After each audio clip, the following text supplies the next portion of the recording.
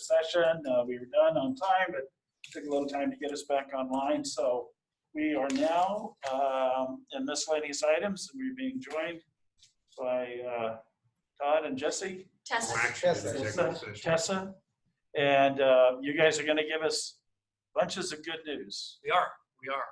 So this is a continuation of our discussion. So good afternoon, commissioners. For the record, I'm Todd Mielke with the Sheriff's Office. And so we're continuing our discussion from yesterday afternoon. We said we'd bring back some information to you. So the first bit of information I want to bring back to you is we did have a chance to reach out and speak to a consultant that specializes in designing and participating in the construction of kind of advanced firing ranges around the nation. They are very familiar with our project and have been tracking it for a couple of years now as it's been developed. We asked them very specifically about the technology that goes into the firing range section, the actual lanes of fire, and asked, how off the shelf is that technology? And then also just said, we're at a point where we're trying to really make sure that we're going the right route on the construction piece, whether we do a design build or whether we do a design bid build. This company has done 4 design build projects for military firing ranges in the last 2 years. They include ones in Florida, Colorado, Wichita, Kansas, and California. They've also done numerous design bid build projects over the last 2 to 3 years as well.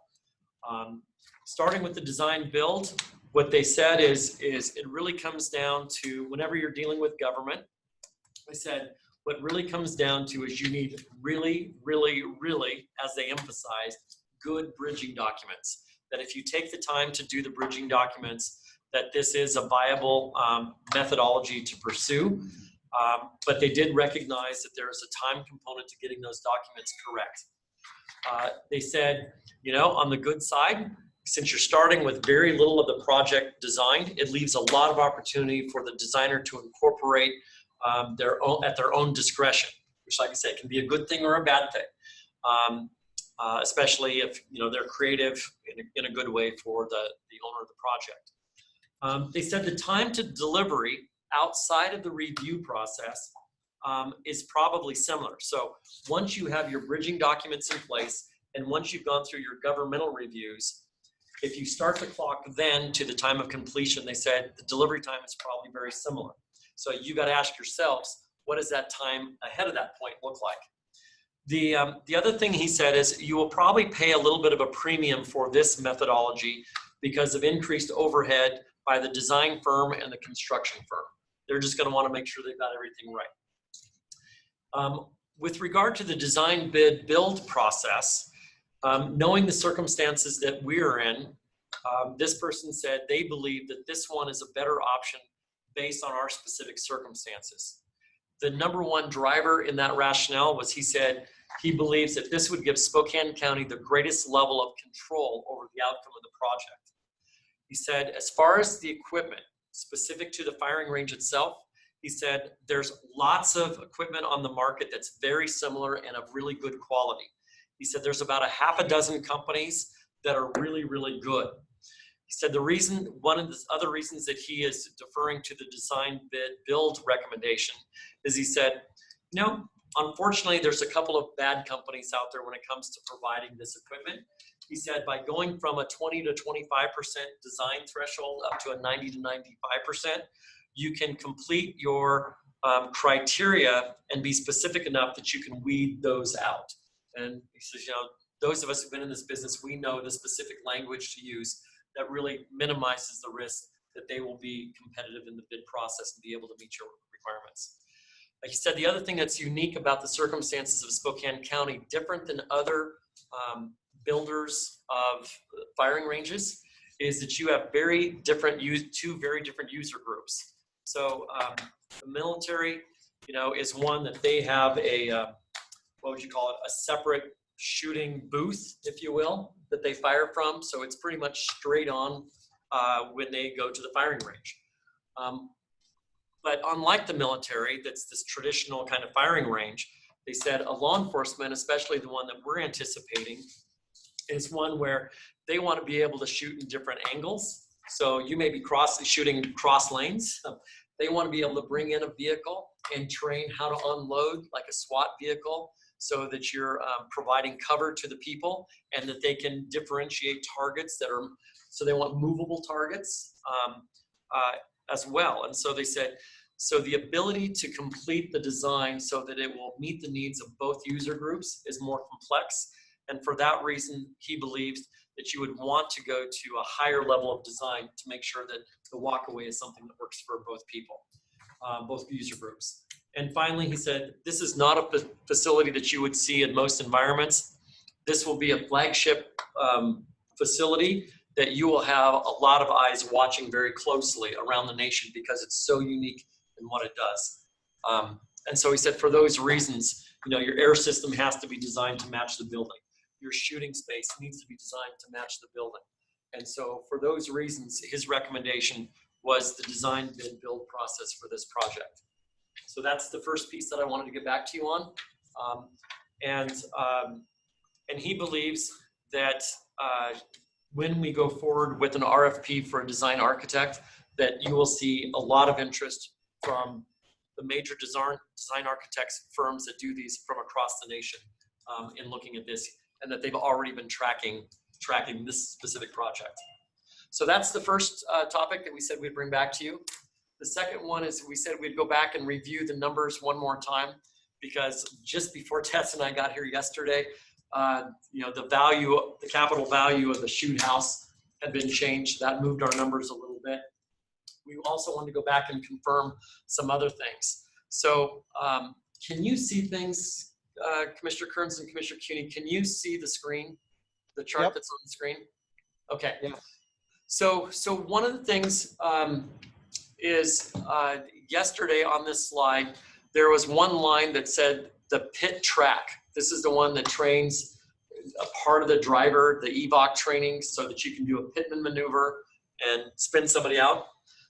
It was listed as 0 on yesterday's chart. So we went back to confirm, and sure enough, what we found was this was literally set aside as a separate item. So what Tessa and I were able to do is go back and we incorporated that in the training facility, which is phase 2. It's the second line on the project.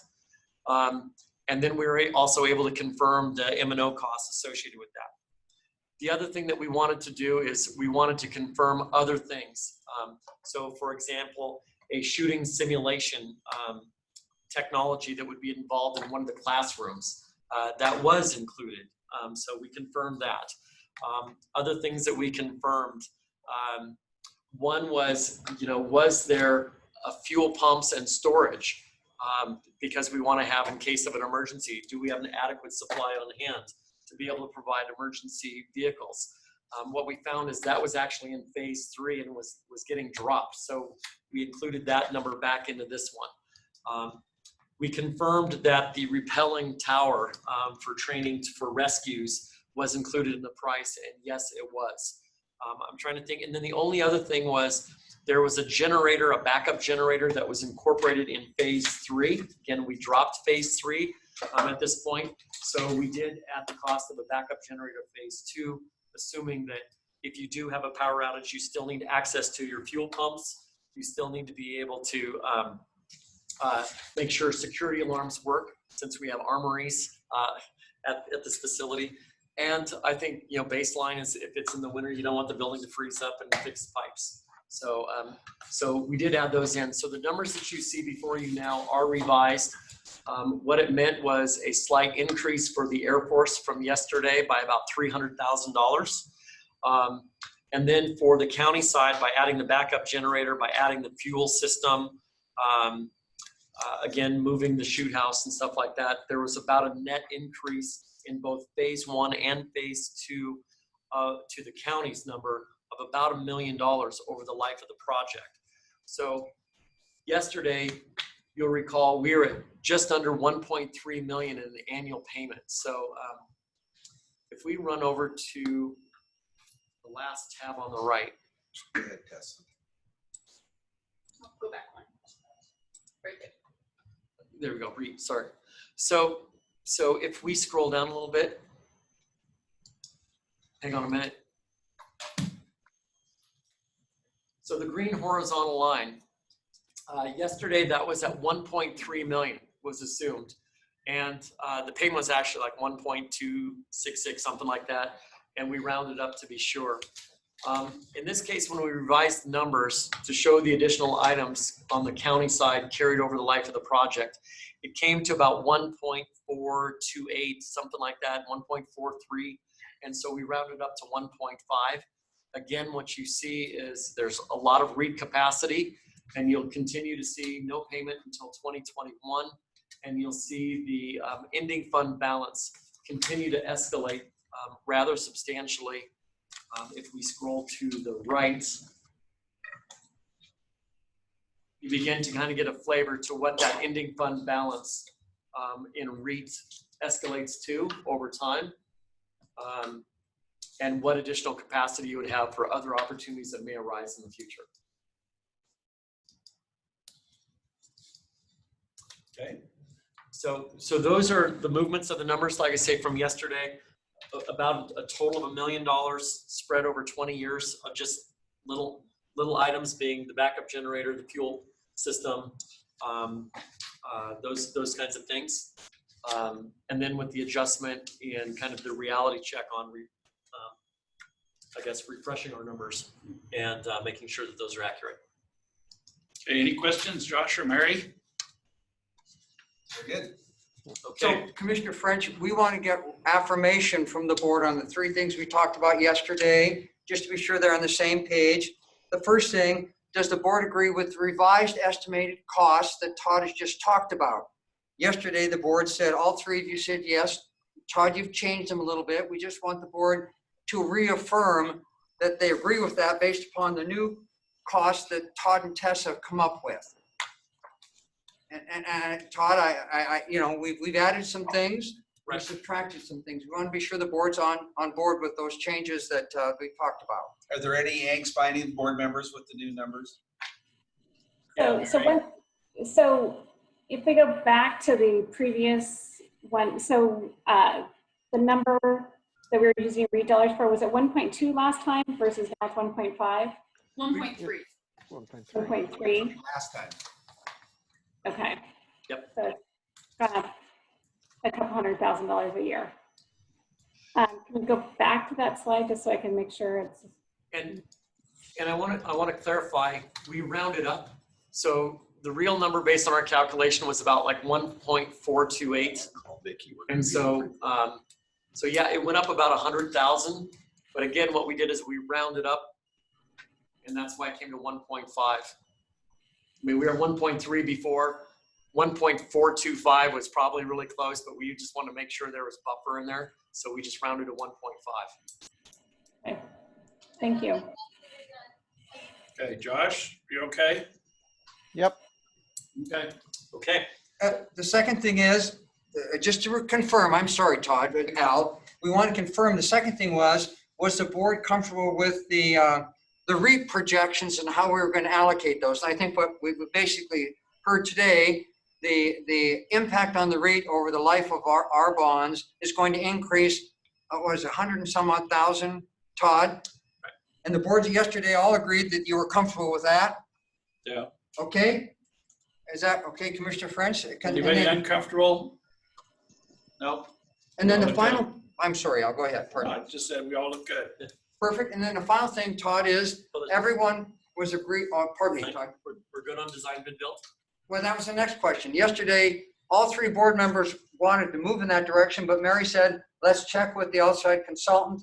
If something comes back to the negative, get back with us. Todd, nothing came out to the negative. So we're going to proceed with design bid build for phase 1 and phase 2 of the project as we've described it. Correct. That was your concern, Mary. Are you comfortable? Yeah, no, I'm comfortable. Okay. Very good. And then the I last want to thing make is, sure that Todd had talked to the, that group. So no, that's good. and then the last thing, I understand that that Mr. Maceo is drafting a resolution so that the funds can be acknowledged, I guess, to secure a design architect going forward. I'm assuming those funds will be recouped. through the bonding process. But my understanding is that was more than a vote, that it required a resolution. Which we were gonna, if we could have got it done by We've today, done we it were gonna today. do it on the by-leave, but obviously we'll do it next week. Right. And Jerry, I have one other item, Commissioner French. I've prepared a resolution that will allow the Board of County Commissioners to amend your capital improvement plan to add the SAR and the training facility. What I'd like to do, Jerry and Commissioner French, is put that resolution on for next Tuesday's consent agenda. And it's just a consent agenda item. We were waiting until after you approved your capital facilities plan to do that. And then once we've done that, board members, we will come back with an amendment to your capital facilities plan, which will add the SAR and the training facility. Do I have consensus on that, board members? Do you have any questions on it? No, I think we're good. Okay, we'll add that. Perfect. Thank you, Commissioner Thank you, French. All everyone. right. Thank you, commissioners. So can you email us the updated spreadsheets and stuff? Thank you. We will. Thank you. Now that we're pretty sure that, right? And Jerry, did Vicki get? Yes. Okay. Okay. Vicky's on her way. Great.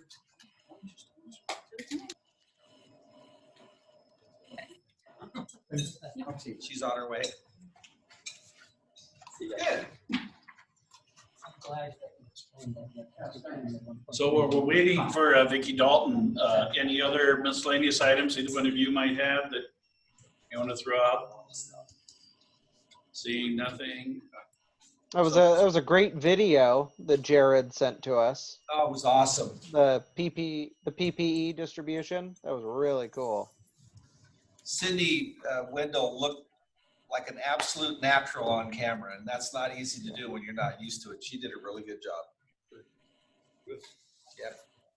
Just as we're waiting for Vicki, I told Gina and I mentioned this to Gary and John, I'll be off next week. Actually, I'll be off starting this Friday, and I'll be back the 20th. But John and Gary and Gina will get the agenda to you for next week and get it all approved, and they'll just mind the ranch while I'm out and about. Okay, All right. very good. I hope you're gonna have fun. So do I. Thank you. Well, if you're out and about, don't forget your mask. Unless you're in Idaho. No, you gotta do it over there too, so.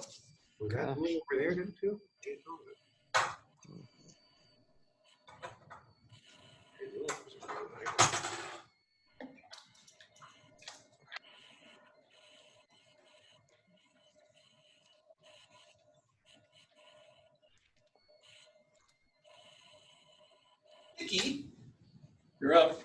we're all about Waiting redistricting. for you. Got 2 hours. It's all about you. Oh, thank you. Yeah. Okay, so do you want me to give you the good news right away and we can just quit? Sure. Yes. Your plan's due on November 1st anyway, so what the heck? Plans due on November the 1st. Yeah, if the 5-member Board of Commission remains in effect, then here's the timeline. Oh, because of the bill, but you know, we're gonna win at the Supreme Court, so. Work with me, come on. Well, usually you're telling jokes and I get to laugh. Yeah. So, see, I gotta keep one of those. You get one that actually has some dates on it. You get one with Thank dates you. on it, sorry. Dina, I'm gonna give you one that's got the, Scan and send. oh, and this is just a draft. I've got the, you guys want the actual file, let me know. So, Scan the copy to the commissioner. while, I can just email it to you. Okay. so while Vicky's distributing that, you know, I think I mentioned once before, I had a conversation with Danny Billig, Senator Billig, about, you know, if we're not gonna be get any kind of financial help from the state, you know, is there anything that they could do to give us some relief from some of the either unfunded mandates or some of the other statutory requirements? And he said, well, yeah, I'm happy to put it on the table. tell me what where you think we can save some money at, and what kind of relief are you looking at and stuff. So, we might want to think about starting a list of things that, we do because it's a state requirement, not because it improves the quality of service we deliver to constituents. And one of those things I'd like to put on the list is deferring the 5-commissioner enactment for 2 years and pushing it out until 2024 instead of 2022, because it's going to have a financial negative impact on the county when we're trying to recover 500,000, yada, yada, yada. And so I'd like to at least put it on the list and see if it would be considered. It's an easy deferral. It doesn't eliminate it, assuming that we don't win at the Supreme Court, which I got all kinds of faith in the Supreme Court justices. So anyway, back to you, Vicki. Who knows what they'll do?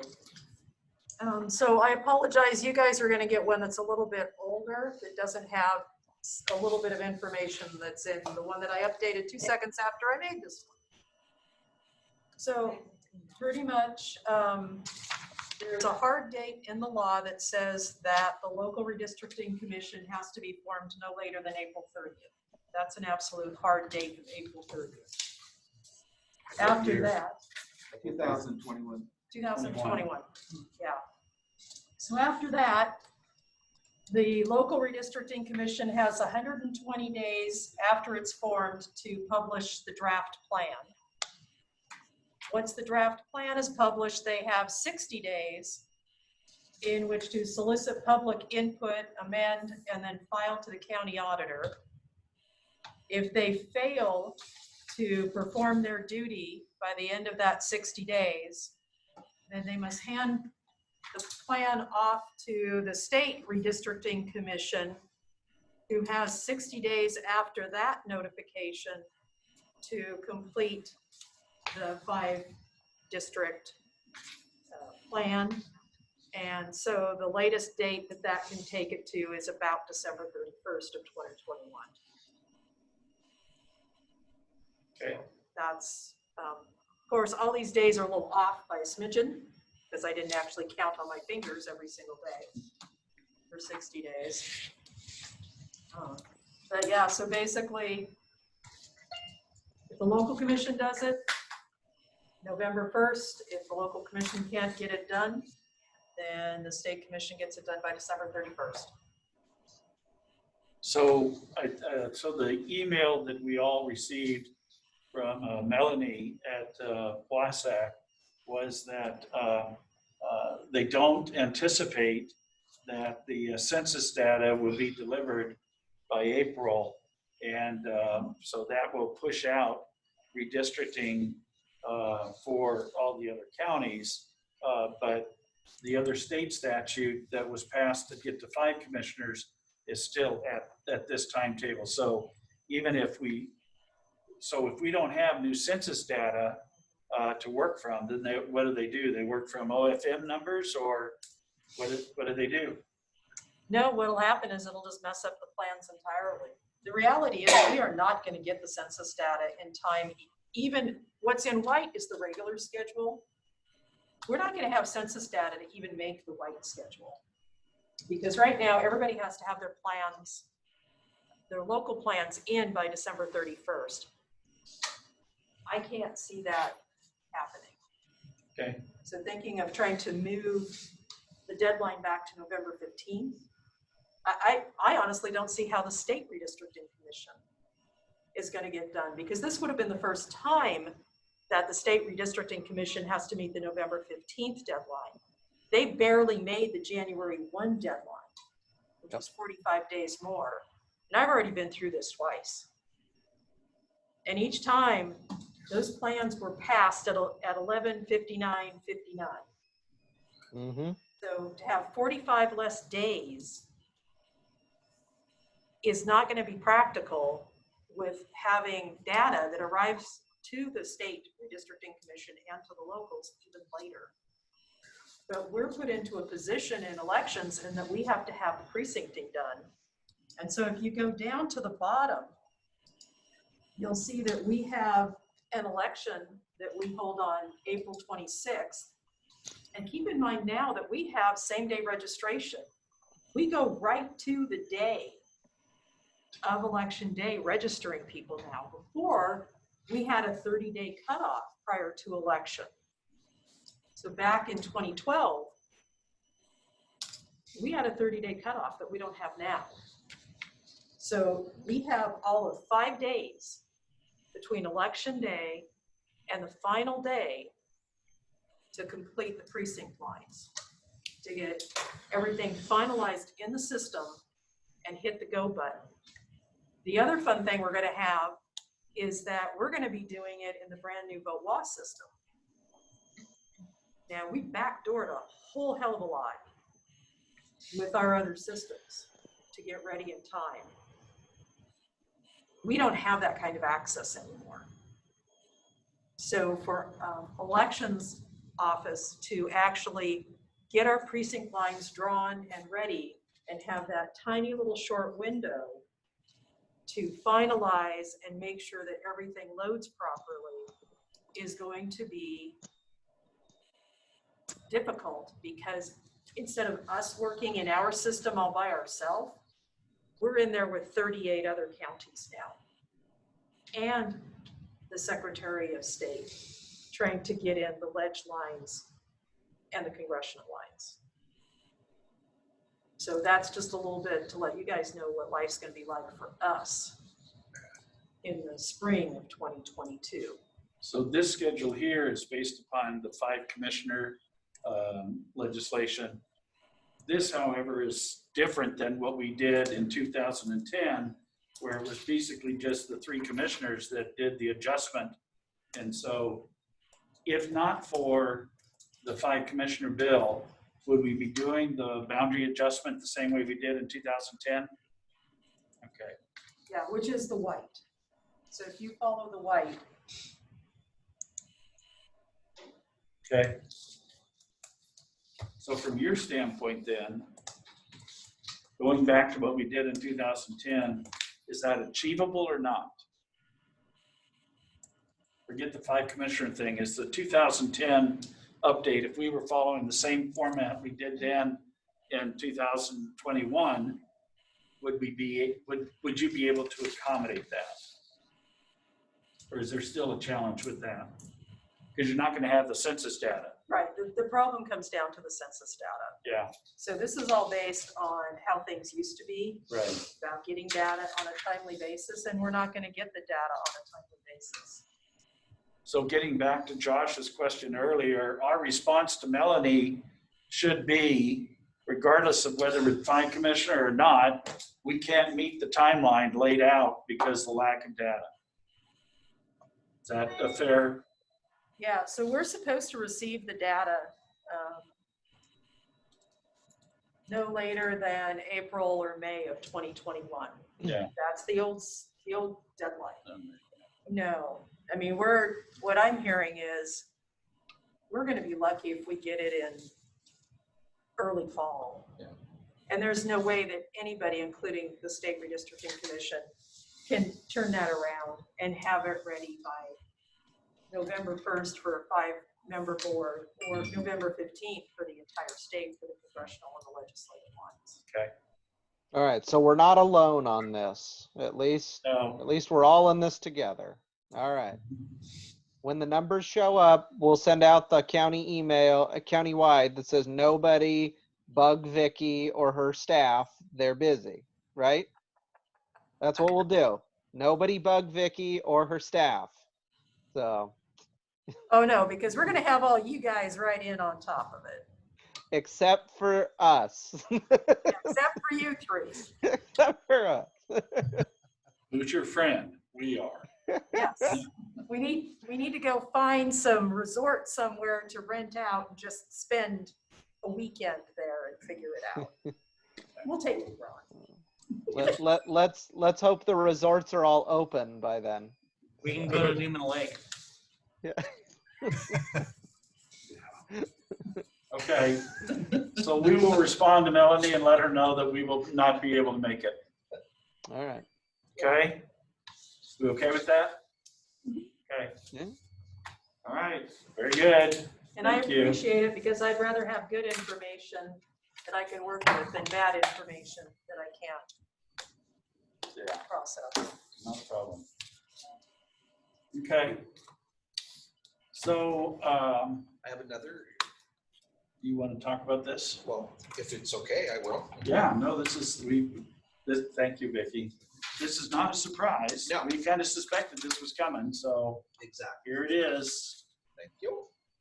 I received a letter from West Cargo, it's a city, and he, Crago, I'm sorry. And he basically, he's formally requesting an extension to the lease on the community service building, the 8th Avenue building, where they have the folks from Hope House. I have that right. The women and children are separated into Hope House.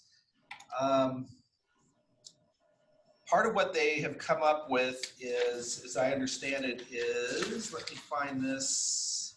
They are in the process of acquiring another property for what they're going to house the folks that were in Hope House. It obviously is not going to be done by August, this August, when the lease runs out or the agreement runs out. I want to remind everybody, they're under a lease, but we're not charging them any lease payments, is our contribution to the cause. And it says, although the original agreement for our use of the community service buildings ends August the 15th, we are requesting an extension until the opening of the new Hope House location. The last thing we need as we enter the hottest time of the year and see a substantial need for social distancing is to displace the women that need shelter options. Again, we are thankful for the county's willingness to remain active in the regional COVID-19 response and offer the community service building to Hope House. We would also like to keep the lines of communication open to possibly purchase the building next year. The need to support individuals experiencing homelessness will still exist when the COVID-19 crisis finally passes. So that's what the request is. I did tell Wes, he called me, he was very gracious and said, can I send you a letter? And I asked him what the letter was going to involve, and he said yes, and I said, yep, that's the proper thing to do, and I will present that to the board for their consideration. You don't have to decide on it obviously right this second, but I just wanted to share that with you. And I can forward the letter. How long is the extension he's asking for today, right now? Well, it doesn't actually say. It says that when the opening of the new Hope House location is done. And I'd have to verify this. If my memory serves me correct, it would not be any earlier than April of next year. Yeah, I think when Ron and I went and took a tour of Hope House, that was last summer, and I mean they hadn't even broken ground yet, I think at that time. Yeah, okay. What kind of hardship does it create on our staff down there? Yeah. I'm not sure if it's caused, I will verify that. I don't think it's had hardly any impact We don't on the have staff any. because number one, we don't have any of our staff in the building right now. They're telecommuting. Well, yeah, but assuming that we're That's not right. telecommuting until next April, then what do we do in the meantime? Let's assume we come out of this in September and they need the building until April, then what are we gonna do for staff in that period?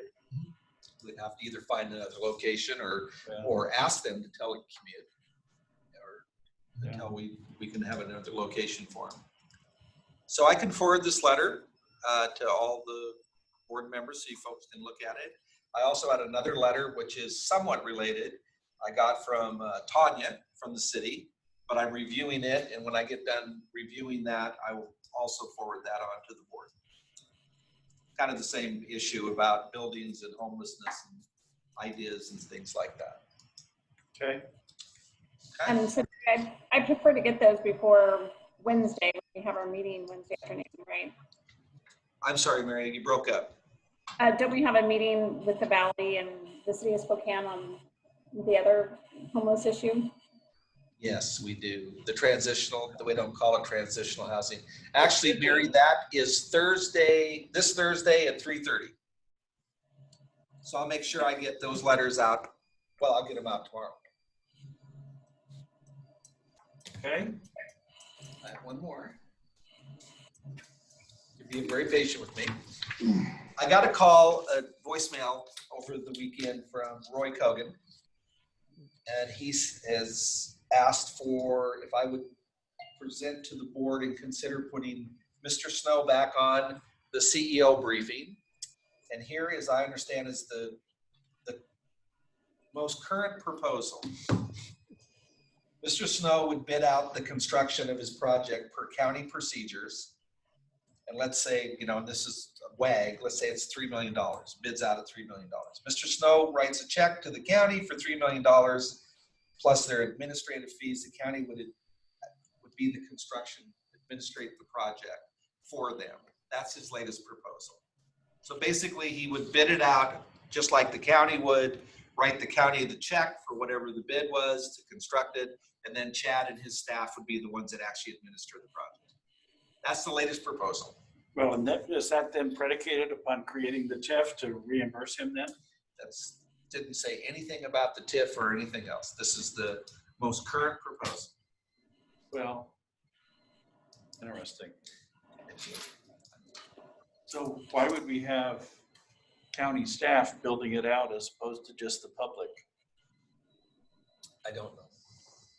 I could ask if the board wants additional information, I can call Roy and get a little bit more background, ask him the TIF question, where's the financing coming from on the project, if you wish, or if you don't want to consider any of it anymore, we can put an end to it here, or whatever's your desire. Well, I guess what I'm wondering, if they're going to upfront the money to be able to build the improvements, what is the role that we play in this other than issuing a permit? I don't know that. I'm writing down verbatim what the voice message was. It sounds like I need to do a little more talking with Mr. Cogan before we bring this thing back. Yeah, even if we, under that scenario, we couldn't stop him from doing that. No. And why would we? But, I'm not sure what he's asking for. Well, and it was a little confusing to me for the same reason about bidding it out per our procedures. We have to accept the project anyway if it's on our right of way, and I'm still a little bit confused why we would administer the construction project. But I'll ask Roy what the deal is. So as long as you brought that up, I was a little disappointed in the response from the treasurer's office in terms of not providing the kind of analysis that they did for the Kaiser property and stuff. And so it kind of leaves us in a position to where we don't know what the economic impact would be, pro or con, without that analysis. So assuming the treasurer's office is not going to assist in the future, what are we going to do? What other resources do we have available for us to do that analysis to be able to make a reasoned decision on? No, I've spoken with Mike Voles. I have not seen the numbers, but he told me he did an analysis on what a TIF would do. So they've done, from what I understand, what he told me. I think when I saw him in the hallway, this was a couple weeks ago, that he's run the numbers on it. Well, I haven't gotten anything sent to me yet, but they did the analysis. Well, it's inconsistent with what the treasurer's email was to us, because they said, we're not going to do it. The deputy treasurer, I believe, did it. Okay, all right. Well, if we can get a copy of that to find out what the economic impact would be, because I think that's what we were waiting for, to be able to make a decision on the last proposal. Okay.